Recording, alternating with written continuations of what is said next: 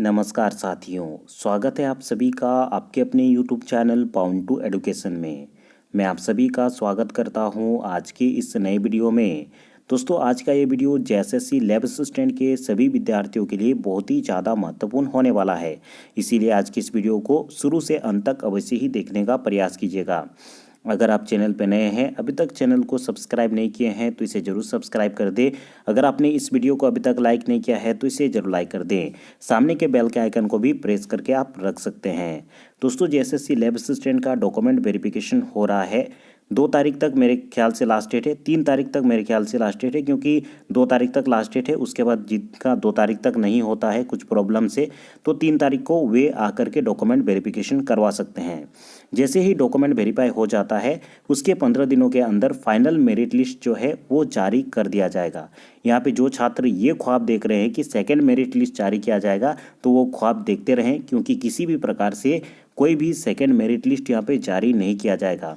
JSSC केवल इधर उधर के जो बातें हैं वो घुमा फिरा करके आपको कह रही है कि आपका सिलेक्शन अगर पहला मेरिट लिस्ट में नहीं हुआ है तो सेकंड मेरिट लिस्ट में आपका रोल नंबर दिया जाएगा।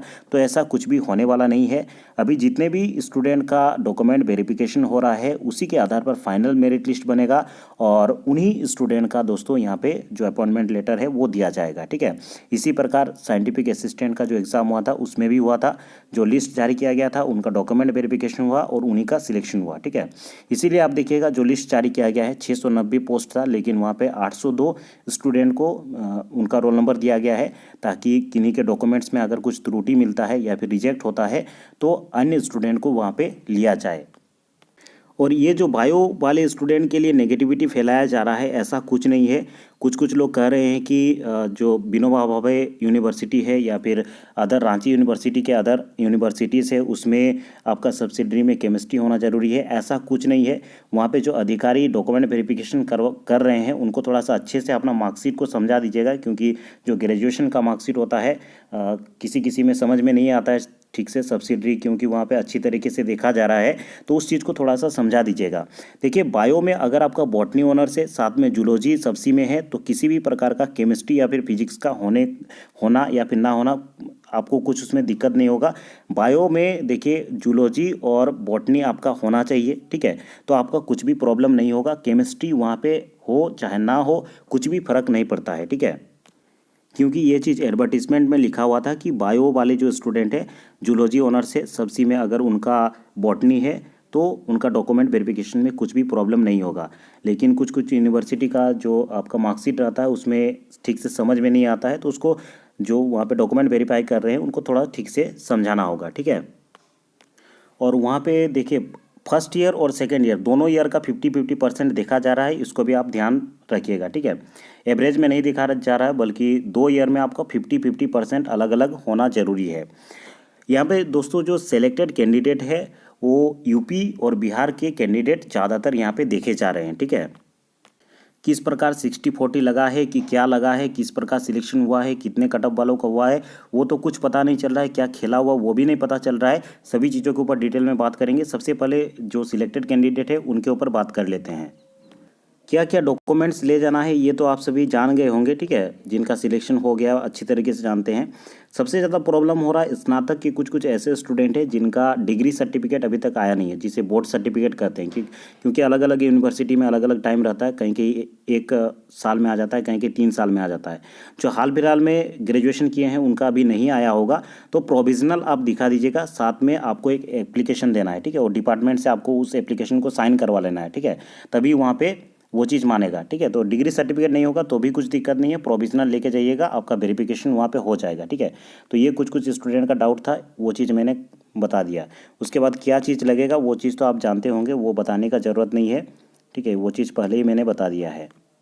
उसके बाद मैक्सिमम जो सिलेक्टेड कैंडिडेट से मेरी बात हुई उसमें से ज़्यादातर कैंडिडेट का मतलब ये चीज़ पता ही नहीं चल रहा था कि उसका सिलेक्शन प्रेफरेंस 1 से हुआ है, 2 से हुआ है या फिर 3 से हुआ है। अर्थात कि नॉर्मलाइजेशन में किसी न किसी प्रकार का गड़बड़ यहाँ पे अवश्य ही हुआ है।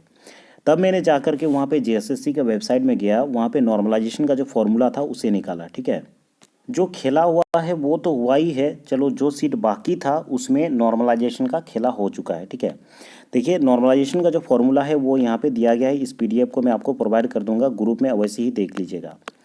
ठीक है, जैसा मैंने समझाया था उसी प्रकार से यहाँ पे जो फॉर्मूला है वो दिया गया है। देखिए बैच 1 बैच 2 का दिया गया है, उतना तो मैथमेटिक्स मुझे समझ में नहीं आता। यहाँ पे सारा कैलकुलेशन दिया है, आप इसको डिटेल में देख सकते हैं अपना कॉपी किताब में कैलकुलेशन करके। ठीक है, यहाँ पे देखिए जो प्रॉब्लम हुआ है वो इस प्रकार से हुआ है कि जो प्रेफरेंस 1 वाले स्टूडेंट थे, सारे स्टूडेंट ऑनर्स पेपर के थे। ठीक है, और वे ऑब्वियस सा बात है ऑनर्स पेपर के थे तो ज़्यादा तैयारी करके भी गए थे, उन सभी कटअप का ज़्यादा बन रहा था। ठीक है, जैसे कि यहाँ पे बैच 1 वाले मान लेते हैं ये सभी ऑनर्स पेपर के थे, बाकी बैच 2 वाले जो हैं ये सब मान लेते हैं सब्सी पेपर के थे, जिनका मार्क्स अपेक्षाकृत बैच 1 से कम आया है।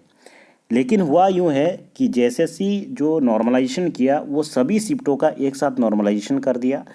जो शिफ्ट मतलब जो सब्सी वाले शिफ्ट थे जेएसएससी को लगा कि वो शिफ्ट क्या है, हार्ड शिफ्ट है, जिसके कारण नॉर्मलाइजेशन में उनका मार्क्स बढ़ गया। ठीक है, और जो शिफ्ट आपका ऑनर्स वाले थे उसमें कटअप ज़्यादा जा रहा है, और जेएसएससी को लगा कि ये सारे शिफ्ट जो है आसान शिफ्ट था, और इसीलिए उनका नॉर्मलाइजेशन में जो मार्क्स है वो घट चुका है। ठीक है, यहाँ पे देखिए जो फॉर्मूला है वो अलग अलग फॉर्मूला से क्या क्या कैलकुलेशन किया गया है वो चीज़ आप देख लीजिएगा। यहाँ पे जैसे कि एक एग्जांपल देते हैं, A1 देखिए यहाँ पे 123 नंबर अगर लाया है तो इनको कुछ एवरेज करके 1 बैच मीन निकाला जाता है। देखिए 132 और कुछ कुछ यहाँ पे निकाल करके देखिए यहाँ पे जो A1 का मार्क्स बन रहा है, स्केल्ड स्कोर ऑफ A1 देखिए यहाँ पे 77 पे आकर के रुक गया। ठीक है, स्केल्ड स्कोर इतना बना है।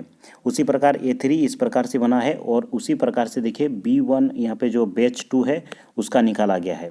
तो इस प्रकार से खेला हुआ है कि जिनका ऑनर्स पेपर वाले स्टूडेंट थे, जिनका प्रेफरेंस 1 में ऑनर्स पेपर रखा था, उन सभी का नॉर्मलाइजेशन में जो मार्क्स है वो घट गया है, जिसके कारण दोस्तों आपका सिलेक्शन नहीं हुआ है। और ज़्यादातर जो स्टूडेंट थे जिनका सिलेक्शन हुआ है उनका नॉर्मलाइजेशन में जो सब्सी पेपर था उसमें नॉर्मलाइजेशन में ज़्यादा मार्क्स मिल गए, जिसके कारण उनका सिलेक्शन हुआ है। ठीक है, ये चीज़ बहुत सारे स्टूडेंट नकार रहे हैं कि ऐसा कुछ नहीं है, लेकिन एक्चुअली में ऐसा ही हुआ है। ठीक है, इसको अगर आप ध्यानपूर्वक देखेंगे, ये जो फॉर्मूला है इसको मैं PDF डाल दूँगा टेलीग्राम पर, इसको देख लीजिएगा। ये अभी नया है कि पुराना है पता नहीं, जेएसएससी के ऑफिशियल वेबसाइट से ये मुझे मिला। ठीक है, तो इस प्रकार का हुआ है। इसके बारे में क्या ख्याल है कमेंट में अवश्य ही बताइएगा। एक इन्फॉर्मेशन मुझे पता चला इसलिए मैं आप सभी को बता दिया। चलिए दोस्तों, आज के इस वीडियो में इतना ही। इसी प्रकार जेएसएससी से संबंधी अन्य अपडेट पाने के लिए चैनल को जरूर से विजिट करें। पहली बार विजिट किए हैं तो चैनल को अवश्य ही सब्सक्राइब करें, और अगर आपने इस वीडियो को अभी तक लाइक नहीं किया है तो इसे ज़रूर लाइक कर दें। धन्यवाद।